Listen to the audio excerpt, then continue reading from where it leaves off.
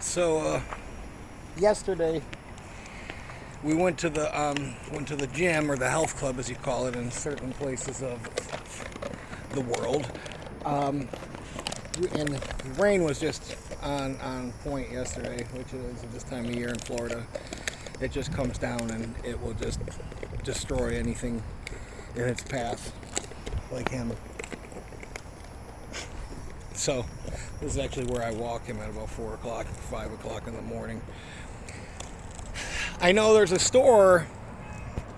We went away. I normally don't go because it's a little bit too trafficy at about 5 o'clock, 5:30, and but the rain, I knew there's an area of a closed gas station that we could duck in where the pumps were and just get out of the rain for a while.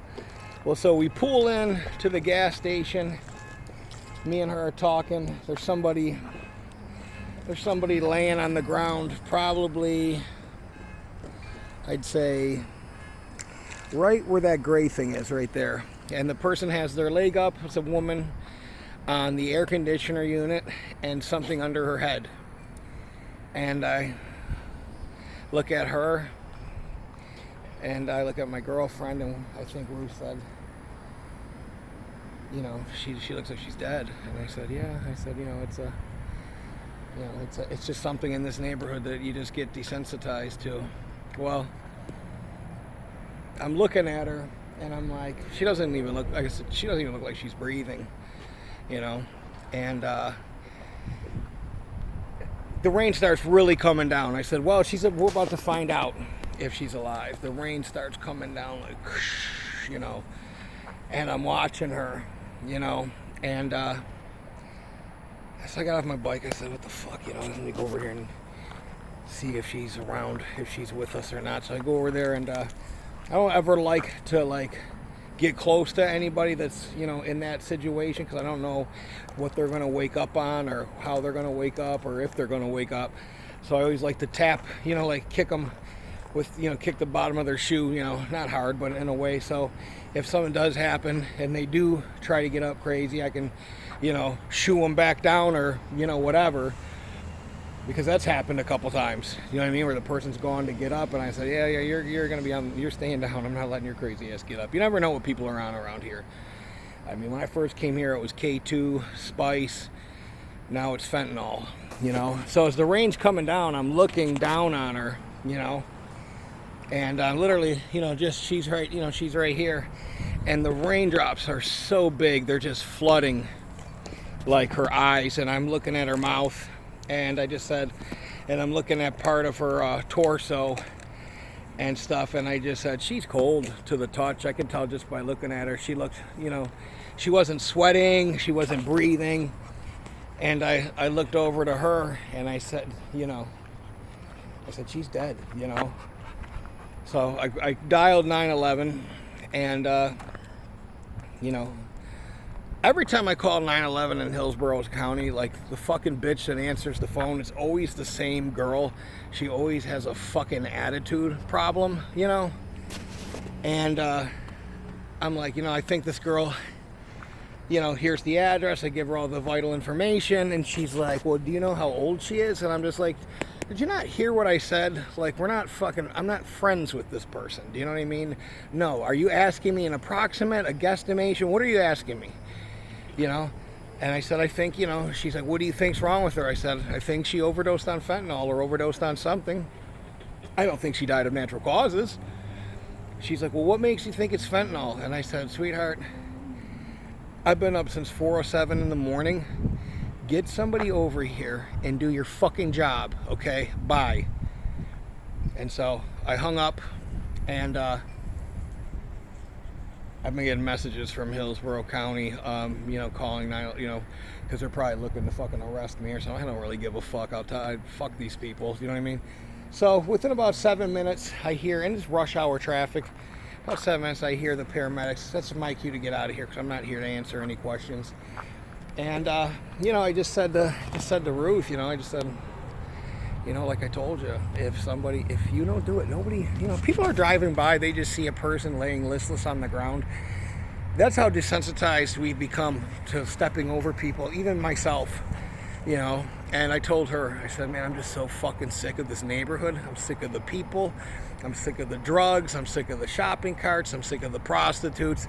I'm sick of the fucking, the fucking, the tweakers. I'm just sick of all of it, like I'm just sick of it, And it's like, from, I've seen enough of this shit in my life, even before I lived in California. I was homeless out there. They had a thing called Tent City. And just, anyways, I'm just fucking over it, So, I just said, she said something like, oh, I didn't, mean to put you in. I said, we're in the position to be here. You know what I mean? There's a reason why we're here. This could either be her waking up, literally, and getting her shit together, or just another Friday or whatever it is today, Monday, whatever. I don't even know what day it is, Tuesday. But I said, I just don't want somebody to find her and do something to her or be, whatever.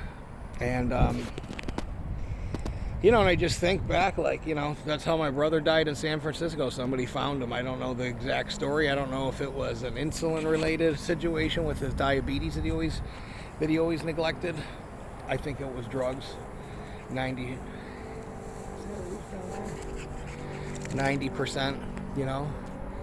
He found my other brother dead, and somebody would find her dead, and,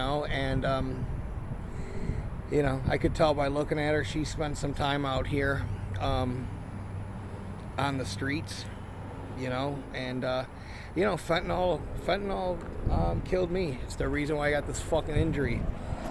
I can only imagine, something that tiny, snorting it, fucking putting me. And I'll just tell you, I'm not proud of it, but I've used, needles and stuff before. Not a huge portion of the time, maybe like less than 7 or 8 times in my life, which is one too many.